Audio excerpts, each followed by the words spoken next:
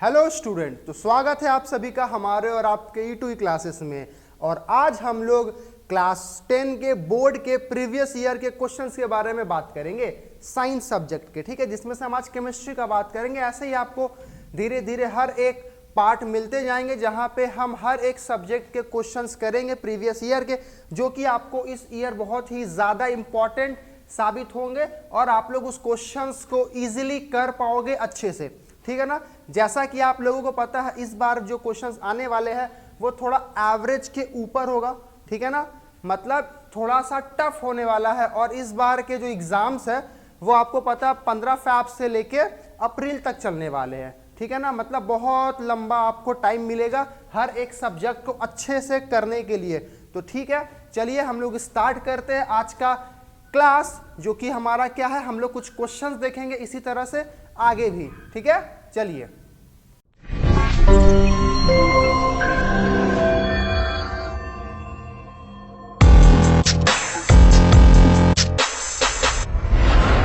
तो आज का पहला क्वेश्चन क्या है, MnO2 प्लस HCl MnCl2। ये दरअसल आपको एक केमिकल इक्वेशंस दिख रहा है, ठीक है। इसको क्या करना, बैलेंस करना है, balance the above chemical equation, ठीक है ना। तो आपको तो बैलेंसिंग आता ही होगा, इस टाइप के क्वेश्चंस भी आते हैं। कैसे बैलेंस होगा, तो यहाँ पे देखिए क्या है, ये MnO2 मतलब magnesium oxide, sorry manganese oxide plus HCl, X को भी हम लोग भूल जाते हैं। जब ये हाइड्रोक्लोरिक एसिड के साथ रिएक्ट करेगा तो क्या बनाएगा, MnCl2 मैंगनीज क्लोराइड बनाएगा और प्लस H2O और प्लस Cl2 गैस निकाल देगा, ठीक है ना। अब इसको बैलेंस करना है, तो कैसे बैलेंस करोगे, यहाँ देखो, यहाँ पे Mn एक है, यहाँ भी Mn एक है, ठीक है। इसका मतलब क्या है, Mn के जो एटम्स है वो प्रोडक्ट के साइड और रिएक्टेंट के साइड क्या है, दोनों बराबर है, ठीक है। ये रिएक्टेंट तरफ और इधर प्रोडक्ट तरफ दोनों एटम्स Mn के बराबर है। वैसे हम H के बात करें तो यहाँ पे H एक है, यहाँ पे H कितना है, 2 है, ठीक है, बढ़िया बात है। यहाँ पे देखिए पहले अब O2 का बात करते हैं, O2 यहाँ पे 2 है, यहाँ पे O2 कितना 1 है, तो अगर हम इसके आगे 2 लगा दिए, ठीक है, तो क्या हो गया, ऑक्सीजन भी 2 हो गया, ऑक्सीजन के एटम, यहाँ भी ऑक्सीजन के एटम 2 हो गए। अब यहाँ पे ऑक्सीजन के एटम 2 तो हो गए, लेकिन हाइड्रोजन क्या हुआ, हाइड्रोजन के एटम 4 हो गए, और यहाँ पे हाइड्रोजन के एटम तो एक ही है, तो इसके आगे 4 लगा दिए, तो यहाँ भी हाइड्रोजन के एटम 4 हो गए। और यहाँ देखो क्लोरीन क्या हो गया, क्लोरीन के एटम यहाँ पे 4 हो गए, और यहाँ पे 2 इसके पास है, 2 इसके पास है, इसका मतलब है बैलेंस है, ठीक है ना। हर एक चीज बैलेंस हो गया। अब यहाँ पे देखो क्या है, x, यहाँ x के जगह पे क्या हो गया, 4 हो गया, y के जगह पे क्या हो गया, ये 2 हो गया, ठीक है, y के जगह पे 2 हो गया और z के जगह पे 1 हो गया। तो क्या ऑप्शन है 4 रेशियो, मतलब 4:1 4:1, ये सी नंबर है ना। तो सी नंबर क्या हो गया, इसका सही आंसर हो गया, ठीक है। समझ में आप सभी को, सी नंबर क्या हो गया, इसका सही आंसर हो गया, क्लियर है। चलिए अब हम लोग बात करते हैं नेक्स्ट क्वेश्चन के बारे में। क्या बोल रहा हूं, a metal X is use in thermite process, when X is burn in air it gives an amphoteric oxide Y, X and Y are respectively. यहाँ पे X क्या होगा और Y क्या होगा, इस तरह के क्वेश्चन ज्यादा आते हैं एग्जाम में, ठीक है। तो इस तरह के क्वेश्चन आप ज्यादा प्रिपेयर कर लोगे, ठीक है। तो पहला बात समझते हैं, ये जो एम्फोटेरिक ऑक्साइड है, ये एम्फोटेरिक ऑक्साइड होता क्या है, ठीक है। एम्फोटेरिक ऑक्साइड क्या होता है कि जो वो ऐसे ऑक्साइड होते हैं जो एसिडिक की तरह भी बिहेव करते हैं और बेसिक की तरह भी बिहेव करते हैं। इसका मतलब है अगर आप उसको बेस के साथ रिएक्ट कराओगे तो वो एसिड बन के रिएक्ट कर जाएगा, और जब उसको आप एसिड के साथ रिएक्ट कराओगे तो वो बेस बन के रिएक्ट कर जाएगा, ठीक है ना। तो इस तरह के ऑक्साइड को बोलते हैं एम्फोटेरिक ऑक्साइड। तो यहाँ पे क्या बोला, थर्माइट प्रोसेस में क्या होगा ना कि जब एल्यूमिनियम, ठीक है, रिएक्ट करेगा ऑक्सीजन के साथ, जैसा कि आपको यहाँ पे दिख रहा है, when X is born in air, air जब भी बोला जाए बर्न इन एयर या फिर हीटेड बर्निंग, आपको हमेशा ऑक्सीजन के साथ ही उसको रिएक्ट करवाना है। तो ये क्या बनाएगा, देखिए ये क्या मेटल है, अल्युमिनियम क्या है, मेटल है, ठीक है, और ये ऑक्सीजन क्या है, सॉरी मेटल जब रिएक्ट करेगा ऑक्सीजन के साथ, ठीक है, मेटल जब रिएक्ट करता है ऑक्सीजन के साथ तो आपको पता है ना क्या बनाता है, वो बनाता है मेटल ऑक्साइड्स। क्या बनाता है, मेटल ऑक्साइड। तो सीधा सा बात है, जब अल्युमिनियम ऑक्सीजन के साथ रिएक्ट करवाएगा तो क्या बनाएगा, अल्युमिनियम ऑक्साइड बनाएगा, ठीक है ना। क्या बनाएगा, अल्युमिनियम ऑक्साइड। तो यहाँ पे X क्या हो गया, X हो गया अल्युमिनियम, और Y क्या हो गया, अल्युमिनियम ऑक्साइड हो गया। इसका मतलब है बी नंबर आंसर सही आंसर होगा, ठीक है, B number is the correct answer.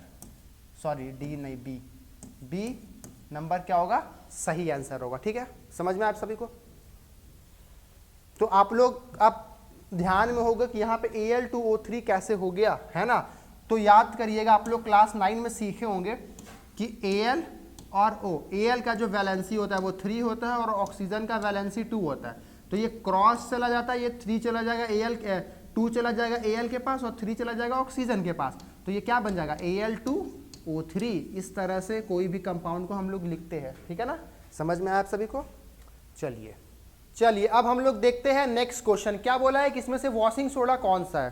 ठीक है, तो याद रखिएगा ऐसे टाइप के questions, washing soda, bleaching powder, plaster of Paris, baking soda और सोडियम हाइड्रोक्साइड, इस तरह के क्वेश्चंस ज़्यादातर एग्जाम में आते हैं, हर बार आते हैं। और हर बार ये पूछा भी जाता है इसका production, uses, chemical formula, chemical name, इस टाइप के क्वेश्चंस बहुत आते हैं। ठीक है, तो आप लोग इस चीज़ को ध्यान से अच्छे से करके जाना। ठीक है, तो सबसे पहले क्या इसमें से सोडियम वॉशिंग सोडा कौन सा है, तो वॉशिंग सोडा तो ये सी नंबर है। ठीक है, तो कैसे ये सी नंबर है, चलिए हम लोग वो देखते हैं।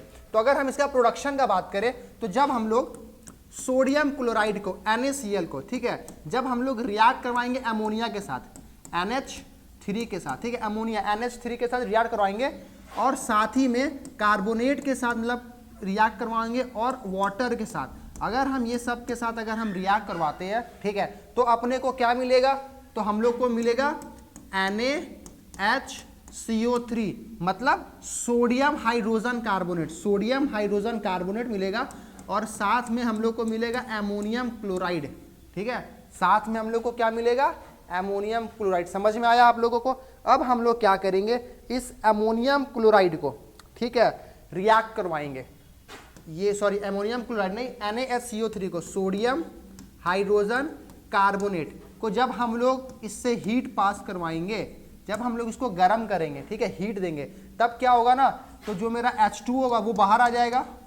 ठीक है, और जो कार्बन डाइऑक्साइड है वो गैस बन के उड़ जाएगा। ठीक है ना, तो क्या बनेगा, क्या मिलेगा हम लोग को, तो Na2CO3 का फॉर्मेशन हो जाएगा जो कि है सोडियम कार्बोनेट। ठीक है, Na2CO3 का फॉर्मेशन हो गया सोडियम कार्बोनेट। अब हम लोग अगर सोडियम कार्बोनेट को Na2CO3, ठीक है, उसको अगर हम लोग 10 मॉलिक्यूल्स ऑफ वाटर के साथ रिएक्ट करवाते हैं तो फाइनली हम लोग को क्या मिलता है, Na2CO3। ठीक है, क्या मिला, Na2CO3 dot 10 molecules of water, जिसी को हम लोग क्या बोलते हैं, बेकिंग सोडा। इसी को हम लोग क्या बोलते हैं, बेकिंग सोडा। तो ये है रहा आप लोगों के सामने इसका प्रोडक्शन। तो सही आंसर क्या हो जाएगा, 3 नंबर, Na2CO3 डॉट 10H2O। चलिए अब हम लोग बात करते हैं नेक्स्ट क्वेश्चन के बारे में। क्या बोला, एक compound X which is prepared from gypsum has the property of hardening when mix with proper quantity of water, identify X and right it chemical formula. तो जैसा कि आप लोगों को पता होगा या फिर नहीं पता है तो आप लोग को हम बता देते हैं कि जो जिप्सम होता है, जिसको हम लोग क्या बोलते हैं, जिप्सम, जिप्सम का केमिकल फार्मूला क्या होता है, CaSO4 डॉट 2H2O। ये क्या है, जिप्सम है। ठीक है, जब हम लोग जिप्सम को हीट करेंगे, ठीक है ना, ज़्यादा हीट नहीं करना है, उतने हिसाब से हीट करना है। ठीक है, जैसे कितना डिग्री होना चाहिए, तो 120 डिग्री सेल्सियस। ठीक है, जब हम लोग जिप्सम को हीट करेंगे तो क्या होगा ना, इसमें से जो 2 मॉलिक्यूल्स ऑफ H2O ना वो निकलेगा।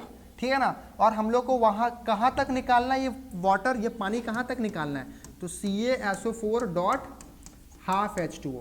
ठीक है, इसका मतलब है हम लोग को 3/2 ऑफ H2O क्या करना होगा, हीट करके उसको निकाल देना पड़ेगा। ठीक है, तो ये जो हमारा CaSO4 डॉट हाफ H2O मिलेगा ना, इसी को हम लोग क्या बोलते हैं, प्लास्टर ऑफ पेरिस। क्या बोलते हैं उसको, प्लास्टर ऑफ पेरिस बोलते हैं। ठीक है ना, और इसका नाम क्या हो गया, प्लास्टर ऑफ पेरिस, इसका नाम क्या हो गया, कैल्शियम सल्फेट हेमीहाइड्रेट। क्या नाम हो गया इसका, कैल्शियम